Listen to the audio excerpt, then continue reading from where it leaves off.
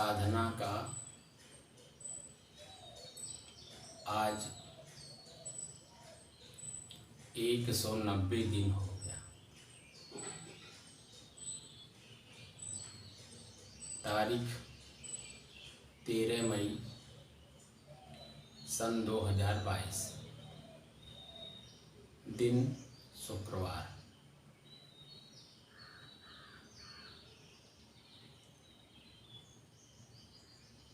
सहज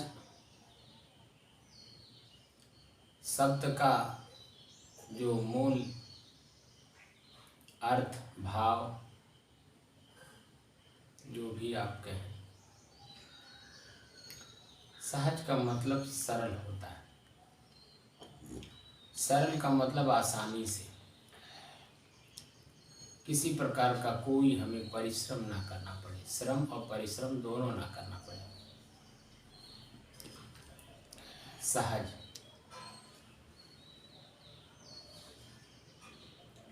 हमारे जीवन में, हमारे यानी जीव कह लीजिए, आत्मा कह लीजिए, सहज भाव में जो शब्द आप समझ सकें उस शब्द पे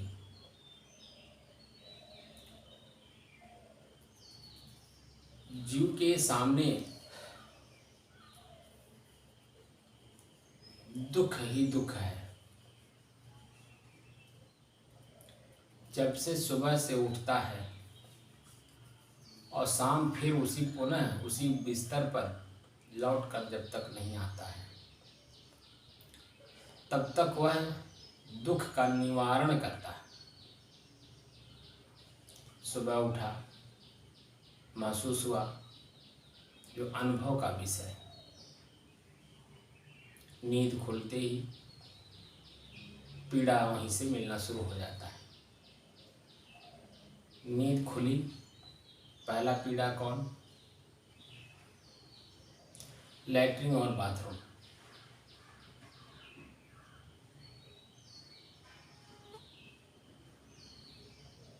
लघु शंका जिसे कहते हैं। मन मस्तिष्क में चेतना आई नहीं कि अनुभूति यहीं से शुरू होती है कि आपके शरीर में लघु शंका लगा है या दीर्घ शंका, ये महसूस होता है। तो सहज भाव में जो हमें उपलब्ध रहता है, लैट्रिन अगर घर में है उसका उपयोग करते हैं, बाहर में है तो बाहर में लैट्रिन कहाँ है उसको खोजा जाता है, घर में है, घर में लैट्रिन नहीं है तो खेत में सिवान में जाया जाता है, जो गांव का कल्चर पुराना रहा है। हम उस दुख, दीर्घ शंका और लघु शंका को निपटाने के लिए, उसे अपने शरीर से निकालने के लिए, अपने आप को सहज करने के लिए, हल्का करने के लिए उस प्रक्रिया को हम पालन करते हैं। अब वह तुरंत हो जाए, 10 मिनट बाद हो, आधे घंटे बाद हो या 1 घंटे बाद हो, जब तक हम इसे अपने शरीर से निकाल नहीं लेते हैं, हमारा मन और हमारा शरीर दोनों असहज होता है।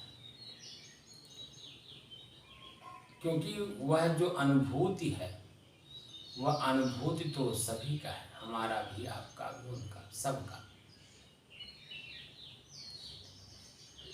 उसके बाद जैसे ही हम दीर्घ शंका लघु शंका कर लेते हैं, शरीर हल्का होता है, सहज में होता है। दूसरा, हमें अनुभव होता है कि दीर्घ शंका लघु शंका किए हैं, अब हाथ धोना चाहिए।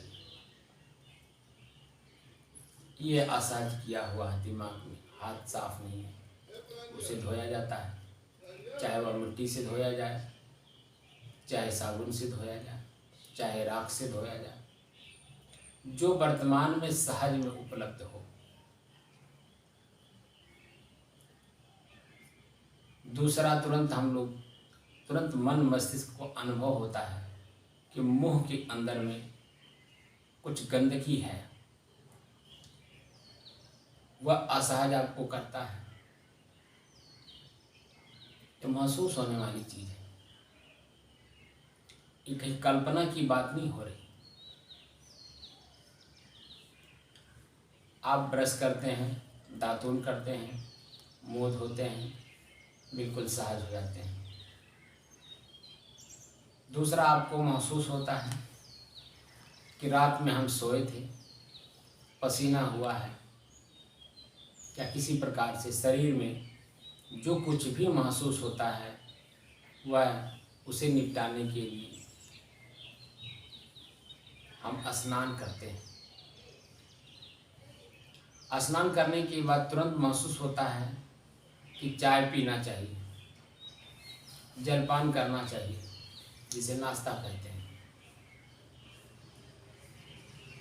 तुरंत आपको जो जो वर्तमान में आपकी शरीर की आवश्यकताएं होती हैं सहज भाव में मांगती हैं। और अगर मन आपका शांत है और वर्तमान में है तो सभी गतिविधियों में आप सहज भाव में अपने शरीर की जो दुख महसूस हो रहा है उसे सहज करने के लिए जैसे जैसे आपके पास संसाधन जो भी होता है उन संसाधनों का प्रयोग करते हुए आगे बढ़ते चले जाते हैं। ये तो सुबह उठने का हुआ। उठने के बाद फिर ये सब प्रक्रियाओं को करने के बाद आगे की गतिविधि, खेत में जाना है, नौकरी में जाना है, बिजनेस करना है, नात बात के यहाँ जाना है, हित मित्र के यहाँ जाना है, जो भी गतिविधि आगे है उन सभी गतिविधियों को आप आराम से निपटाते हुए साथ साथ भोजन, पानी, जलपान जो भी सामने रहता है, जो महसूस होता है भूख प्यास, उसे आप धीरे धीरे निपटाते चलते हैं। सब कुछ होने के बाद शाम होता है, 5 बजता है, 6 बजता है, 7 बजता है, जो भी वर्तमान की स्थिति होती है सहज भाव में सबसे मिलते हैं, सबसे बातचीत करते हैं, हंसते हैं, बोलते हैं, रोते हैं, गाते हैं, जो कुछ भी करते हैं सहज में करते हैं। फिर पुनः उसी बिस्तर पर जब करके आते हैं, जैसे ही बिस्तर पर आप लेटे, आंख बंद किए, कुछ लोगों को तो आंख बंद करने के पहले ही या कुछ लोगों को आंख बंद करने के बाद, सुबह जगने से लेकर उसी बिस्तर से उठने के बाद और पुनः उसी बिस्तर पर लौटने पर जो गतिविधियां हम दिन भर में किए रहते हैं, तो जो अच्छी गतिविधि होती है सहज में हुआ रहता है, उसका स्मरण, उसका ख्याल नहीं होता है। लेकिन उसी में कहीं अगर छोटी सी असहज स्थिति आ गई तो वह बार बार उसी बिस्तर पे पंच करता है, मन में बार बार स्मरण करता है, बार बार ख्याल करता है, और वही दुख का कारण बनता है और वही आगे संस्कार बनता है कि हमने ऐसा कर लिया। वही बार बार पश्चाताप के रूप में, आत्मग्लानि के रूप में होता है। तो ये तो हुआ कैलकुलेशन, अपने आप को पढ़ना। बिस्तर पर पुनः जाने से पहले, सुबह बिस्तर से उठने के बाद से लेकर और बिस्तर पे जाने तक जो भी गतिविधियां हमने व्यापार किया है, गतिविधि का मतलब व्यापार ही होता है, हमने लेन देन किया है, अच्छाई बुराई, क्योंकि उसके रिस्पॉन्सिबल हम ही हैं, उसके परिणाम करता हम ही हैं। हम जो कुछ भी कार्य करते हैं उसके परिणाम हम ही को मिलता है। लेकिन मन चंचल होता है और चंचल मन कल्पना में, हवा में उड़ता रहता है। वो जमीनी हकीकत जो प्रैक्टिकल वर्तमान है उसमें वो रहने रहता है, न रहने देता है। वह दूरगामी कल्पना कराता है, ये काम ऐसा हो जाता तो इसके एवज में ये मिल जाता, तो इससे ये काम हमारा निपट जाता। आइए मैं एक सामान्य आदमी से लेकर के एक विशेष आदमी के अंदर भी यही कल्पना देखता हूँ। जो अपने आप को विशेष बना लिए हैं सहज में, वह उनकी कमाई है पूर्व की, आज सहज में वो चीज़ें मिली हुई हैं, लेकिन वह आज सहज में नहीं है। उन्हें ये नहीं पता कि इस पद के लिए, इस कार्य के लिए, इस समय के लिए हमने कितना मेहनत किया होगा, यहाँ तक आने में उन्हें कुछ पता नहीं, और आगे आगे मन की कल्पना में बहते हुए चले जा रहे हैं। मन की कल्पना ही हमें दुख में ले जाता है, और मन ही अगर मेरे बस में हो जाए यही सुख का कारण भी होता है। मान लीजिए आज हमने अपने मन को देखना शुरू किया। दर्शन का मतलब होता है देखना। अपने मन को हम देखना शुरू करें। जैसे ही हम अपने मन को देखना शुरू करेंगे, और मन पर हम एक दिन आप सिर्फ अभ्यास करके देखिए, प्रैक्टिकल करके देखिए। सुबह उठिए और उठने से लेकर के सोने तक अपने आप को पढ़िए।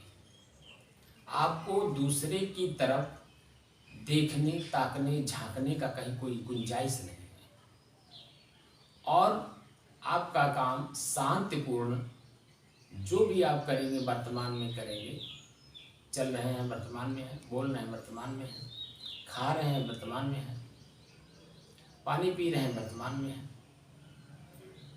किसी के साथ हंसी मजाक कर रहे हैं वर्तमान में। तो जैसे आप वर्तमान में रहेंगे, हर काम में आपका मन बिल्कुल सतर्क और सावधान रहेगा, क्योंकि मन को देखा जा रहा है। भारतीय दर्शन, भारत के मनीषियों ने दर्शन मन को ही किया है, मन को ही देखने का काम किया है। हमारे वेद, शास्त्र, उपनिषद, श्रुति, स्मृति, उपनिषद, गीता, भागवत, रामायण, यहाँ तक कि हमारे संत सम्राट सदगुरु कबीर साहब का बीजक, किसी भी ग्रंथ को लीजिए, वह अपने अपने समय के अनुसार, अपने अपने ज्ञान के अनुसार, गुरु की दी हुई दीक्षा के अनुसार उन्होंने वर्तमान को देखा। और समय का अंतराल होने के कारण वो भाषा अपने समय का है, और भाषा के कारण हम दूसरे की बात को पढ़ते जरूर हैं, याद जरूर करते हैं, दूसरे को सुनाते जरूर हैं, लेकिन स्वयं उस चीज़ को समझते नहीं, क्योंकि मन शांत नहीं है। हमने मन की गति को देखने का काम नहीं किया। हमने सिर्फ पढ़ना, जानना, सुनना, तमाम काम किया हमने, लेकिन अपने मन को देखने का काम नहीं किया, अपने मन को दर्शन करने का काम नहीं। मन है क्या? मन आया कहाँ से? मन बनता कहाँ से है? मन क्या अपने आप में कोई स्वतंत्र सत्ता है? हम इसके बारे में जानने का प्रयास नहीं करते। हम गुरु के वर्तमान समय में, गुरु सभी लोग कर रहे हैं, धर्म के बारे में बहुत प्रचार हो गया है। घर घर देवी देवता की मूर्ति बैठ गई, सभी लोग धर्मवान हो गए हैं, लेकिन धर्म का जो मूल तत्व है वो हम जानना नहीं चाहते, समझना नहीं चाहते। और जब जानना और समझना नहीं चाहेंगे तो करना क्यों चाहेंगे? हम तो, हमें कोई पका पकाया भोजन ला करके दे दे और हम बस हाथ से उठा के मुंह में डाल लें, पेट को भर लें, बस, और कुछ काम नहीं। हमें कोई सुख सुविधा दे दे, हमारा कोई बिस्तर लगा दे, हमें गद्दा गलीचा दे दे, हमारे घर में एसी लगा दे, कोई दूसरा आगे करे। अरे भाई, कोई दूसरा आगे करेगा बिना लाभ के करेगा। आपसे अगर लाभ उसे कुछ मिलेगा, उस लाभ के एवज में आपके यहाँ कुछ ला के करेगा। अगर लाभ नहीं है तो आपका अपना सुपुत्र ही आपके साथ दुर्व्यवहार करेगा, क्योंकि उसे कुछ लाभ आपसे नहीं है। तो मूल रूप से हमें अपने सहज स्थिति में कैसे रहना है, यही कला सीखनी है। और कला शुरुआत होती है हमारे जीवन में जो दुख है उसे देखने की कला। हमारे भारतीय मनीषी कई प्रकार से देखे, कहीं हठ योग के द्वारा, कहीं क्रिया योग के द्वारा, कहीं ध्यान योग के द्वारा, कहीं ससमाधि के द्वारा।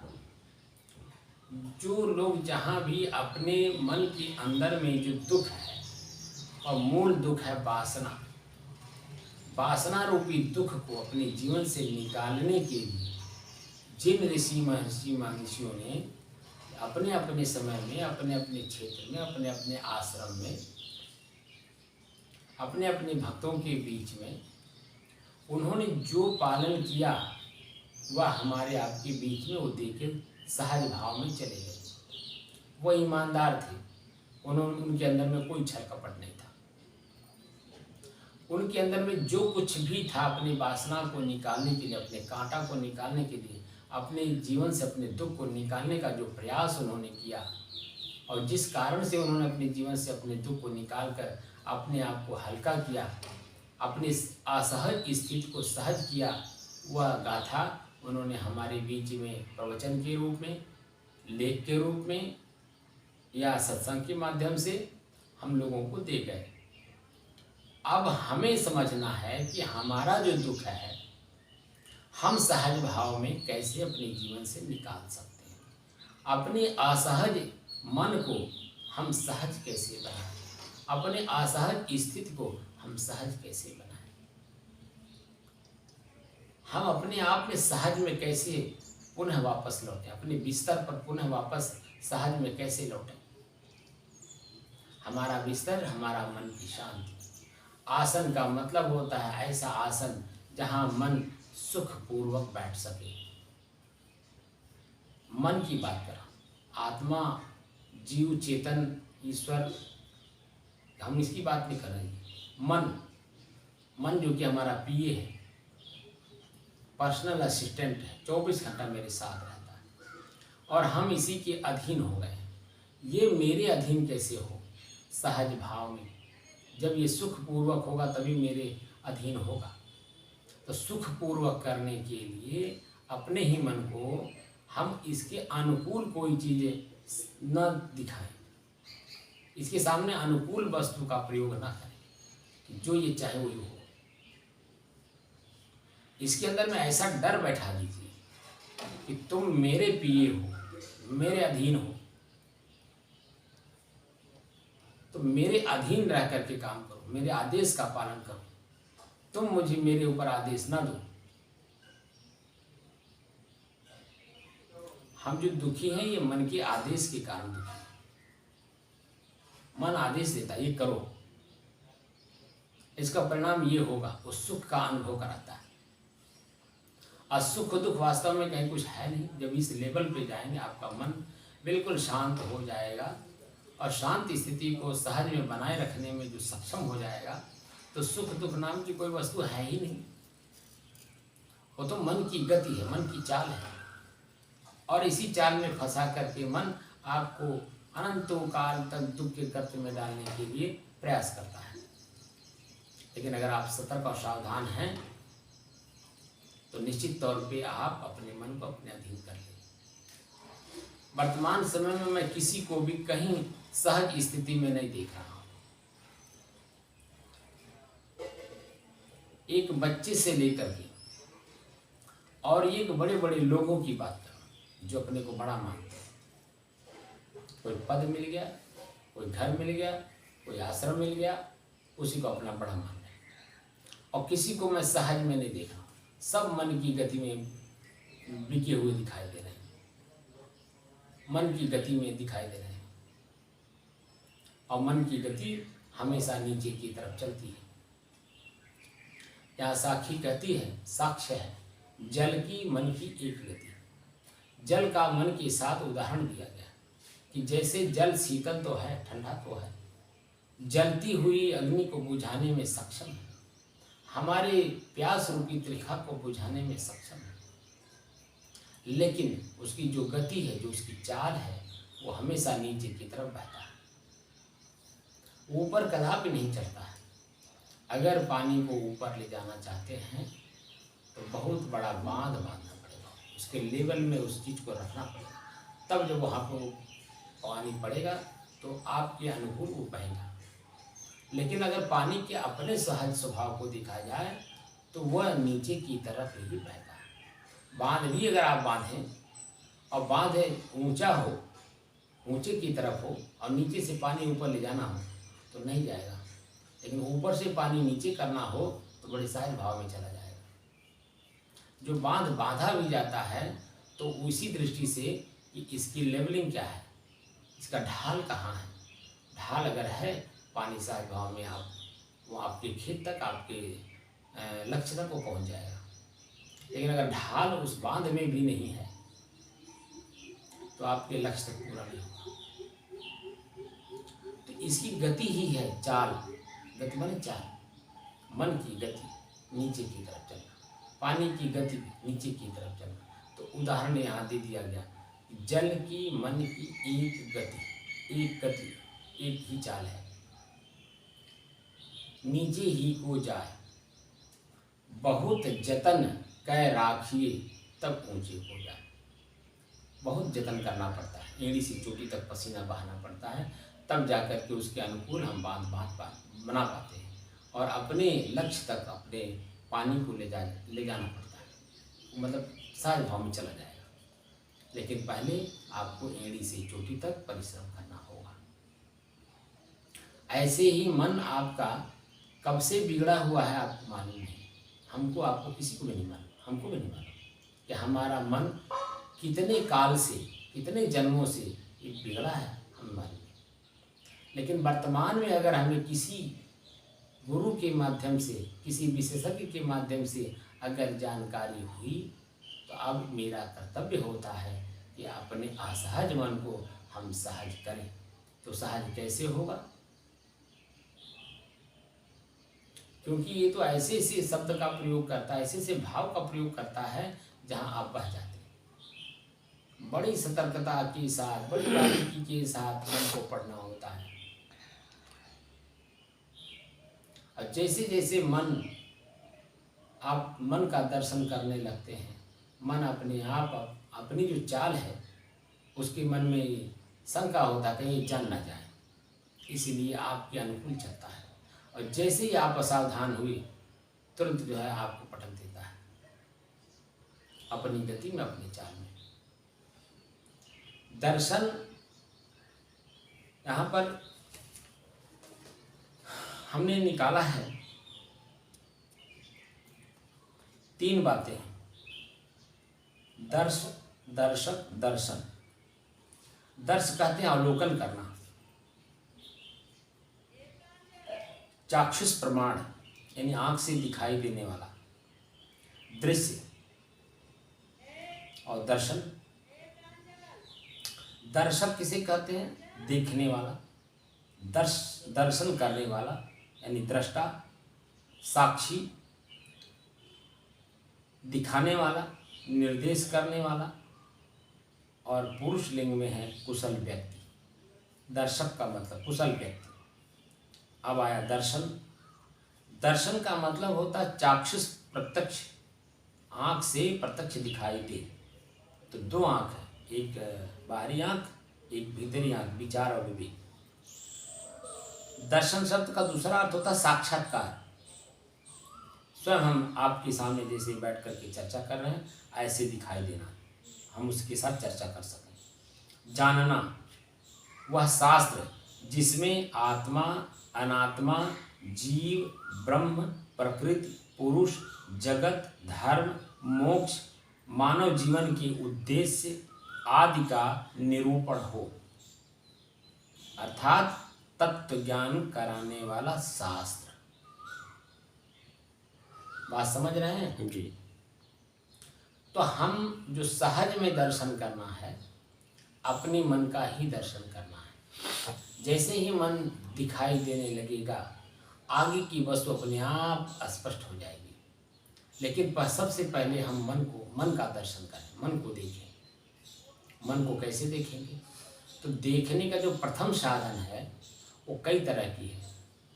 जो हमारा चंचल मन है, पहले तो उसको एकाग्र करें, एकाग्र करने के बाद उसे स्थिर करें, स्थिर करने के बाद सब आपको बिल्कुल आपका मन शांत हो।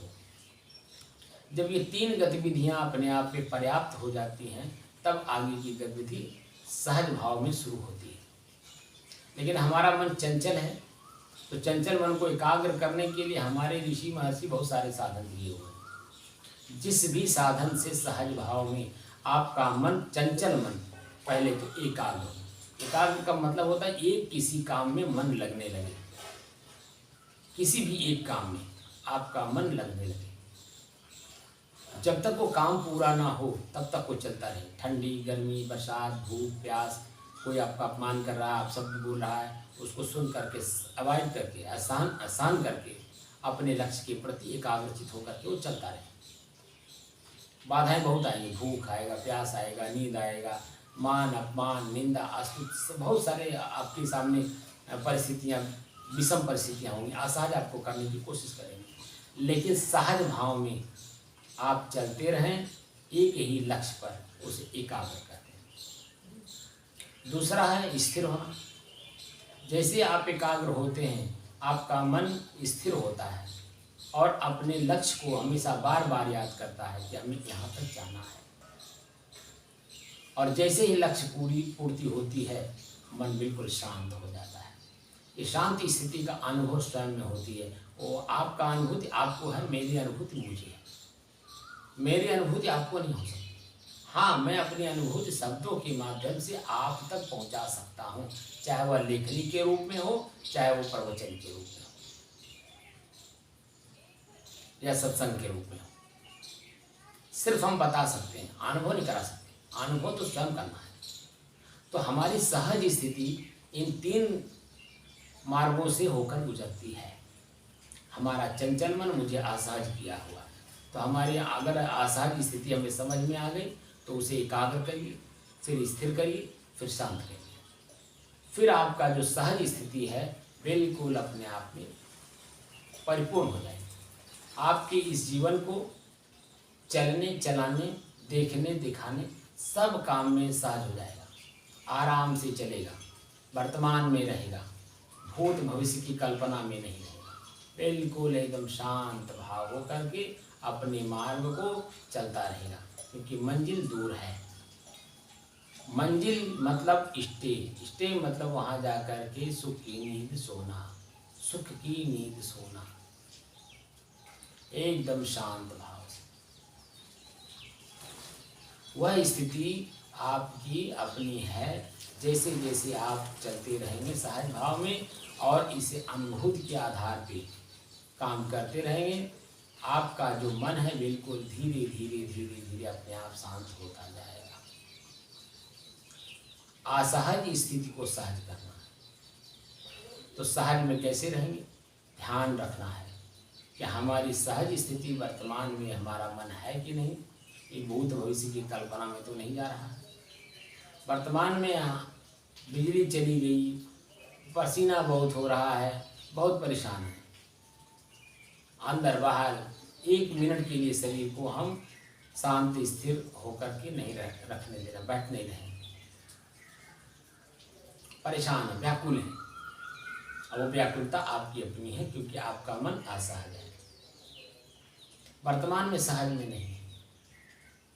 तो जब सहज में रहेंगे तो पसीना कितना भी हो, क्योंकि पसीना शरीर का हो रहा है, शरीर में हो रहा है, आप में नहीं। आप अपने आप में, अपनी स्थिति में, सहज भाव में, आसन में बिल्कुल स्थिर रहेंगे। आसन 2 तरह का होता है। एक इस शरीर का आसन, जैसे पलथी मार के बैठना सहज भाव में, दूसरे मन को सहज भाव में बैठाना, उसके अंदर में भी सहज में बैठने की स्थिति है। कैसे बैठेगा सहज में? जब सभी बुराइयों से अपने को मुक्त कर लेगा। मन के अंदर ही मन की असहज स्थिति है, वह कल्पना है, वासना है, इच्छा है, बहुत प्रकार की चाहनाएं हैं, और यही आपको आपकी सहज स्थिति से आपको असहज किए हुए हैं। और जैसे ही आप उसको छोड़े, कल्पना से परे हुए और वर्तमान की स्थिति में आप जीने की कला सीखने लगे, आपका मन कदापि भूत भविष्य में नहीं जाएगा। तो वर्तमान में रह करके, सुन करके, देख करके, चख करके सहन करने की क्षमता उसकी बढ़ जाती है। और जितने ही सहज में आपकी क्षमता बढ़ती है सहन करने की, उतना ही आप अपने सहज की स्थिति के बिल्कुल नज़दीक होते हैं। नज़दीक क्या होते हैं? आपकी सहज स्थिति और मजबूत होती चली जाती है। अपने आप आपको अनुभव होता है, जैसे जैसे वर्तमान में रहेंगे। हमारे ही शरीर में, अब हम मन के बारे में जब पढ़ लिए तो मन हमारा हमारे इस शरीर में रहता है। तो शरीर को हम पढ़ना शुरू करेंगे। मेरे शरीर में आँख भी है, कान भी है, नाक भी है, जीभ भी है, लिंग भी है, गुदा भी है, हाथ है, पैर है, पेट है, पीठ है, सब कुछ का अनुभव अब धीरे धीरे होना शुरू होगा। हमारे मन में क्रोध कब उत्पन्न हो रहा है, किस कारण से, किस बात से, किस व्यक्ति से, किस स्थान से, क्यों, जैसे प्रश्न किए कि क्यों क्रोध उत्पन्न हो रहा है, क्योंकि क्रोध दिखाई देता है। लोभ, काम वासना, हमारे शरीर में उत्तेजना, गुस्सा, ईर्ष्या, जलन, निंदा, चुगली, जो भी चीज़ें हमारे शरीर में भरी हैं वह हमें स्पष्ट दिखने लगती हैं, एकदम दिखाई देने लगती हैं। और जैसे दिखाई दिए वैसे अपने आप शांत हो जाएंगे। मन जैसे ही अपने गति को देखता है, अपनी ही गति को जैसे देखता है, तो उसे अपने असहज स्थिति को सहज करने में आसानी होती है। वहाँ भूत भविष्य की कल्पना में नहीं, वर्तमान में रहेगा और उसका भरपूर आनंद लेगा, क्योंकि वह देख रहा, वह जान रहा, वह समझ रहा है। इसलिए अगर देखा नहीं, जाना नहीं और समझा नहीं, किसी बात को बोल दिया, किसी काम को कर दिया, कहीं उठ के चल दिया, तो उसका परिणाम भी तो आप ही भोगेंगे, आपके मन पर ही उसका असर पड़ेगा। लेकिन अगर आप देखकर, जानकर और समझकर किसी काम को कर रहे हैं, किसी स्थान पे जा रहे हैं या कोई कार्य कर रहे हैं, तो निश्चित तौर पे उसमें जो वर्तमान में फिर और बुराइयां जो आती हैं उसको भी हटाने में, निकालने में आपको आसानी होती है और सहज स्थिति मानी बनी रहती है। अब यह स्थिति, यही स्थिति प्राप्त करने के लिए हम एक विशेषज्ञ यानी गुरु के पास जाते हैं तो उनकी अपनी सहज स्थिति हमें भी प्राप्त हो। लेकिन हम चंचल मन से जाते हैं और चंचल मन से उनकी बात को सुनते हैं और चंचल मन से ही मैं उनकी बात को सुन के कार्य को करता हूँ, तो क्या होगा, हमारी जो असहज स्थिति थी, हम गए थे सहज करने और असहज करके आ गए। उसमें प्लस कर लिए, उसमें माइनस नहीं किया, उसमें घटाए नहीं। जब पहले से ऑलरेडी है ही और उसी में और प्लस कर रहे हैं तो चंचल मन आपका और मन चंचल होने लगा। हमें घटाना है, अपनी ही चंचलता को अपने जीवन से घटाना है, कम करना है। जैसे जैसे कम होगा वैसे हम सहज स्थिति में रहेंगे। हमारी सहज स्थिति हमारी अपनी है, वास्तविक स्थिति हमारी हुई है, लेकिन हम अपनी सहज स्थिति से परे जा कर के किसी वस्तु में, किसी व्यक्ति में, किसी स्थान में हम अपने को सहज खोज रहे हैं। कैसे होगा, वह तो अपने नियम में है। और जो प्रकृति का नियम है वो नष्ट होना है, उसका परिणाम ही नष्ट होना है। जो उगा है वो शाम तक अस्त होगा, जो फूला है वो कुमिलाएगा, जो घर बना है वो गिरेगा, जो जन्म लिया है वो मरेगा। जब सृष्टि के नियम में किसी भी चीज़ को आपने अगर छूने की, पाने की, देखने की अगर इच्छा हुई तो उसके नियम में आपको बदलना पड़ेगा। अब वह नियम परिणाम, उस नियम का परिणाम है सिर्फ दुख और पीड़ा में वृद्धि। दुख और आपका पीड़ा जो वर्तमान में है उसमें वृद्धि बढ़ेगा, वो कम नहीं होगा और बढ़ेगा। जो कि सहज स्थिति हमारी कभी रही होगी, हमने यही काम करके अपने सहज स्थिति को असहज किया। लेकिन आज अपने असहज स्थिति को समझना है, जानना है, देखना है और उसे अपने आप को मुक्त करना है। ये बात समझ में आई तब तो आप किसी विशेषज्ञ के पास, किसी गुरु के पास आप जा रहे हैं या बैठ रहे हैं या सुन रहे हैं। अगर आपको सहज स्थिति करनी है तो उनके एक एक वाक्य को आराम से सुनना है और सुन करके अपने ही जीवन से जो बुराई है, जैसी है, उसे देख करके निकालने का प्रयास करना है। और उस प्रयास में गुरु का सहयोग लेकर के अगर आप प्रयास करेंगे, गुरु के सानिध्य में अगर आप उसको निकालने का प्रयास करेंगे तो बड़ी आसानी से, बड़ी सहज स्थिति में वो निकल जाएगा।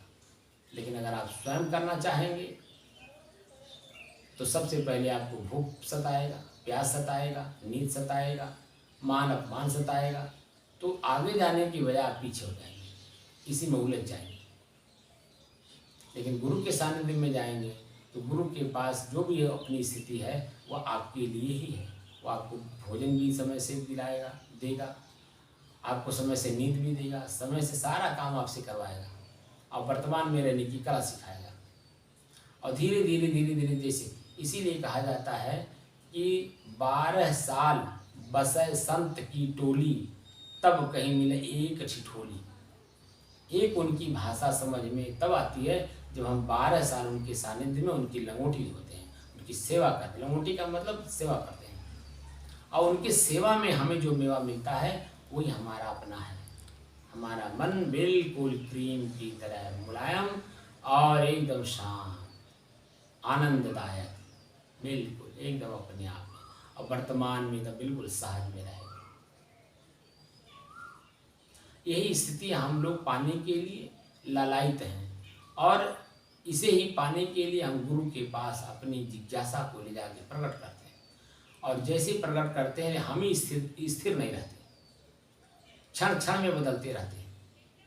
और क्षण क्षण में बदलने वाला व्यक्ति वह अपने शांति स्थिति में नहीं रह सकता, उसमें आपको खुद को स्थिर होना पड़ेगा। वही कला शुरू से सिखाया जाता है कि आप जैसे हठ योग में, क्रिया योग में, तमाम तरह में मन को एकाग्र करने का अलग अलग साधन है, लेकिन हमारे सहज ध्यान में कोई वो नहीं है। सहज में रहना कैसे है? सीधे सीधे है, अपने श्वास को 24 घंटे तक पढ़ो, काम भी करते रहो, चलते भी रहो, बोलते भी रहो, सब काम करो, लेकिन आपका लक्ष्य आपके मन पर हो। हमारा मन इस काम में क्या कर रहा है? यहाँ हमें सुख का अनुभूत करा रहा है या दुख का? हमें कल्पना में कहाँ ले जा रहा है? हकीकत की ज़िंदगी में रख रहा है कि नहीं रख रहा? वर्तमान में हमें क्या मिल रहा है? भूत भविष्य की कल्पना में नहीं, किसी ग्रंथ में लिखा है उसमें नहीं, किसी ने कह दिया उसमें नहीं। वर्तमान क्या कह रहा है? वर्तमान में रहने की एकदम बिल्कुल शांत स्थिति, शांत होकर के अपने मन को पढ़ेगा। मन को पढ़ेगा, शरीर को पढ़ेगा। समझ लीजिए पूरे समाज को पढ़ेगा। अगर मन को और शरीर को नहीं पढ़ा तो किताब पढ़ लीजिए, किसी की बात सुन लीजिए, आप उसी में उलझ करके बस जीवन भर दुखी तो थे ही, और दुखी होकर के जीवन समाप्त कर दे। और वह दुख आपका 84 लाख दुनियों में कहीं आपको स्थिर नहीं होने देगा, कहीं शांत होने नहीं देगा, क्योंकि शांति का जो साधन है वो आपका मानव शरीर है। इसी से उसे हम प्राप्त कर सकते हैं, इसके अलावा किसी सब शरीर से हम नहीं उत्पन्न कर सकते। इसलिए अनुरोध है, प्रार्थना है, विनय है और सीधे आदेश भी है। अगर अपनी असहज स्थिति को सहज करना चाहते हैं तो सहज भाव में, दृष्टा और साक्षी भाव में अपने ही श्वास को अपने से अलग होकर के देखिए। और वेदना संवेदना के आधार पर, आधार भी जरूरी है। वेदना कहते हैं कष्ट को, दुख को, और संवेदना कहते हैं सुख को, आनंद को। हम अपने श्वास को जब देखें तो हमारे श्वास में कष्ट कहाँ हो रहा है, किस प्रकार का हो रहा है? आनंद मिल रहा है तो कैसा मिल रहा है, किस रूप में मिल रहा है, कहाँ मिल रहा है? जैसे जैसे आप देखना शुरू करेंगे वैसे वैसे सबसे पहले तो आपका श्वास आपसे अलग है ये अनुभव होगा, यानी मैं शरीर नहीं हूँ ये अनुभूति होगी। जैसे जैसे आपका ये अभ्यास बढ़ेगा, जब शरीर मैं नहीं हूँ, शरीर मेरा है, तो मेरा है का मतलब मेरे सदुपयोग के लिए है, मेरे मंजिल तक पहुँचने के लिए मात्र साधन है। और साधन को हम साध्य मान करके काम कर रहे हैं, यही हमारा दोष है। ये स्पष्ट समझ में आ जाएगा। तो साधन का उपयोग कहाँ करना है, कितना करना है, कैसे करना है, किस रूप में करना है, बिल्कुल वर्तमान में आपको समझ में आ जाएगा। और समझ बढ़ाना ही हमारा काम है सत्संग करना। कोई न कोई शब्द ऐसा मिल जाता है जहाँ हमारा मन प्रफुल्लित, प्रसन्नचित, आनंदित होता है। बाकी तो दिन भर जो भी शब्द हम सुनते हैं सबसे पहले उसमें शंका होती है, भूत भविष्य की कल्पना होती है और मन में भय पैदा होता है। 1000 शब्द हम लोग सुनते हैं, बोलते हैं और उसमें सब में भयभीत होते हैं। एक आध शब्द कोई ऐसा मिलता है जहाँ भय मुक्त होकर के और खिलखिला करके हम लोग हंसते हैं, आपस में सब कुछ भूल जाते हैं, एकदम पूरा शरीर खिलखिला के हंसता है।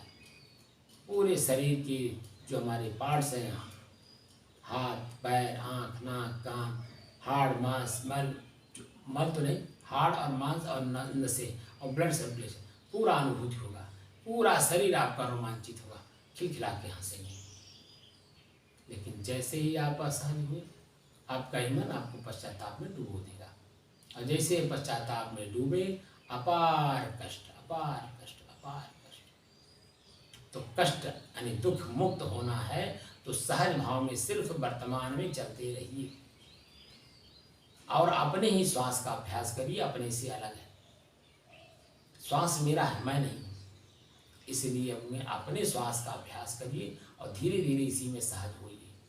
यही मेरी शुभकामना है। साहिब।